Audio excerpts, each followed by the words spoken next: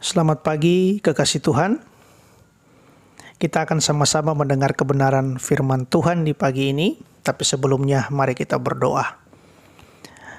Tuhan, terangi hati kami dengan terang kasih-Mu, agar firman yang kami dengar boleh memberikan kami kekuatan di pagi hari ini.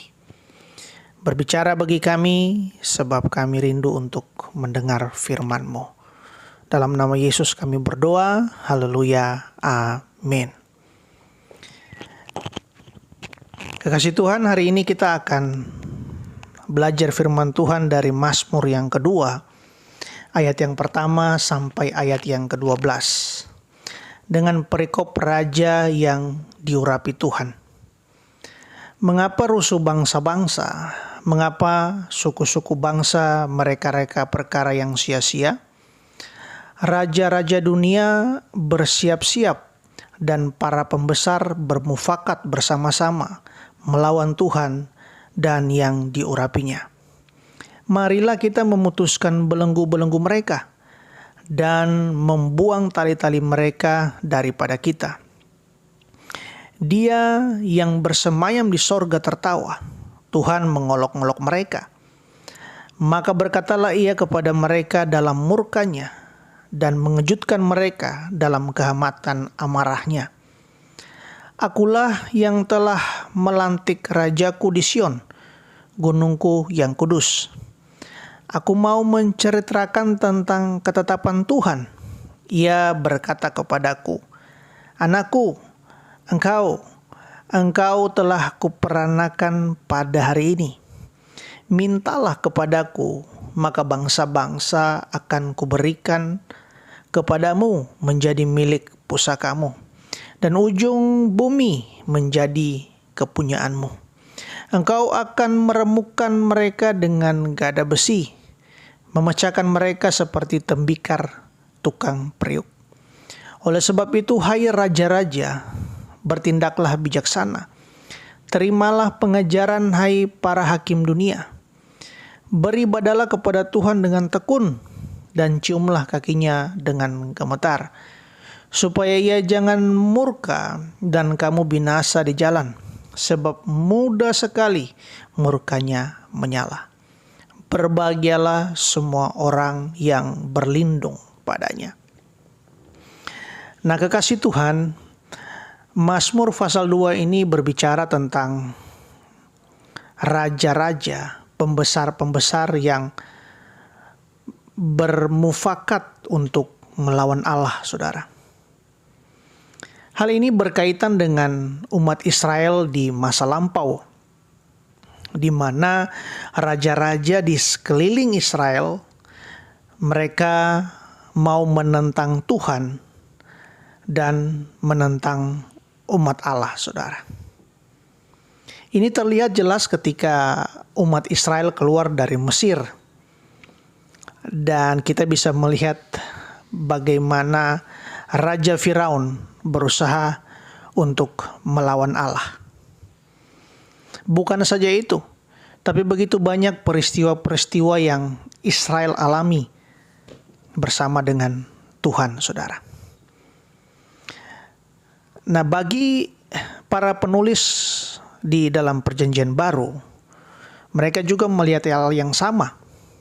Mereka menyadari bahwa dunia sedang menentang Kristus. Mereka menyadari bahwa dunia sedang menentang orang percaya serta iman mereka, saudara. Ini yang sedang terjadi di hari-hari ini. Nah, Bapak Ibu yang terkasih dalam Tuhan, bahwa tindakan melawan Allah itu merupakan dosa yang besar di mata Allah, saudara. Karena bagaimana mungkin manusia yang adalah ciptaan Allah, manusia yang adalah makhluk yang sangat lemah, bisa berani untuk melawan Allah yang adalah Maha Kuasa, saudara. Saudaraku, hal melawan Allah ini bisa terjadi karena para raja, para pembesar-pembesar, mereka merasa mempunyai kuasa. Mereka merasa mempunyai kedudukan, mereka merasa mempunyai kekayaan, sehingga mereka ingin menyetarakan diri mereka dengan Allah, saudara. Tetapi tindakan ini di mata Tuhan, ini merupakan tindakan yang sangat ditentang oleh Allah. Karena itu sesuai dengan Mazmur 2 ayat 1 sampai ayat yang ke-12 yang tadi kita baca. Maka apa sebenarnya yang akan dialami oleh orang-orang yang melawan Allah, saudara? Yang pertama itu ada di ayat yang ketiga. Firman Tuhan berkata bahwa marilah kita memutuskan belenggu-belenggu mereka dan membuang tali-tali mereka daripada kita. Yang pertama, saudaraku, bahwa apa yang akan dialami oleh orang-orang yang melawan Allah adalah bahwa mereka akan terpisah dari Allah. Saudaraku, terpisah dari Allah membuat manusia akan terhilang. Terpisah dari Allah membuat kita akan hidup tanpa harapan. Hidup tanpa masa depan. Saudaraku, terpisah dari Allah membuat kita hidup dalam kemalangan dan penyesalan, saudaraku. Mereka yang terpisah dari Allah berarti mereka juga terpisah dari berkat Allah.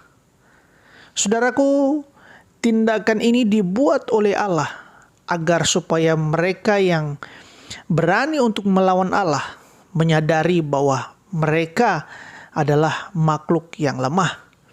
Mereka orang-orang yang tidak berdaya. Allah ingin melihat mereka apakah mereka mampu hidup tanpa Allah ataukah tidak, saudaraku. Yang kedua, saudara, orang-orang yang berani untuk melawan Allah, yang kedua mereka akan menerima olokan dari Allah. Mereka akan menerima ejekan dari Allah. Ayat yang keempat berkata bahwa Dia yang bersemayam di sorga tertawa, Tuhan mengolok-ngolok mereka. Saudaraku, olokan bukanlah sesuatu yang mengenakan bagi kita. Namun bagi mereka yang berusaha untuk melawan Allah, ini patut mereka dapatkan, saudara. Allah mengolok-ngolok mereka dengan ejekan kepada mereka agar supaya mereka merasa malu, saudara. Ada kritikan di dalamnya. Olok-olokan itu ada hinaan di dalamnya. Ada perkataan-perkataan yang terus dikatakan kepada mereka, saudara. Tujuannya agar supaya membuat mereka malu. Tujuannya agar supaya menyakiti hati mereka dan perasaan mereka. Tujuannya untuk merusak mereka. Agar mereka menyadari bahwa mereka pantas mendapatkan olokan daripada Allah, saudara. Yang ketiga, apa yang akan dialami oleh orang-orang yang melawan Allah? Yang ketiga, mereka akan menerima hukuman dari Allah. Ayat yang ke-9 berkata, Engkau akan meremukkan mereka dengan gada besi, memecahkan mereka seperti tembikar tukang periuk. Saudaraku, hukuman adalah cara Allah untuk mengarahkan mereka, untuk mengarahkan tingkah laku, untuk mengarahkan semua yang salah agar mereka kembali sesuai dengan apa yang seharusnya dan apa yang sebenarnya, saudara. Hukuman diberikan kepada mereka yang sengaja atau tidak sengaja melakukan pelanggaran kepada Allah, melakukan kejahatan, melakukan kesalahan, bahkan berani untuk melawan Allah. Saudaraku, bentuk hukuman dari Tuhan itu bisa bermacam-macam. Tentunya itu akan mendatangkan duka cita bagi setiap mereka. Tujuannya agar manusia menyadari dari setiap kejahatan, kesalahan mereka, agar mereka bisa kembali kepada jalan yang benar, saudara. Jadi Mazmur 2 ayat yang pertama sampai ayat yang ke-12 mengingatkan kita akan akibat dari dosa ketika manusia berani untuk melawan Allah. Namun sebaliknya, kita sebagai orang-orang percaya, kita harus menjadi orang-orang yang bukan melawan Allah, tetapi senantiasa mengikuti kehendak Tuhan di dalam setiap kehidupan kita. Jadi ada akibat dari orang-orang yang melawan Allah. Yang pertama, mereka akan terpisah dari Allah, mereka akan menerima olokan dari Allah, dan yang berikut mereka akan mendapatkan hukuman dari Allah. Kiranya firman Tuhan ini mau memberkati kita semua. Mari kita berdoa. Terima kasih untuk kebenaran firman Tuhan di pagi hari ini.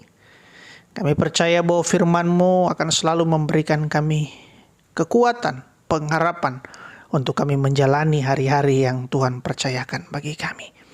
Berkati seluruh umat Tuhan yang sudah mendengar kebenaran firman-Mu. Biarlah mereka semakin hari diberkati Tuhan. Semua yang mereka kerjakan dibuat Tuhan menjadi berhasil. Kami mau menyerahkan kehidupan kami di sepanjang hari ini dalam perlindungan tangan Tuhan. Dalam nama Yesus kami telah berdoa. Haleluya. Amin. Puji Tuhan Bapak Ibu. Selamat pagi, selamat beraktivitas. Tuhan Yesus memberkati kita semua. Shalom.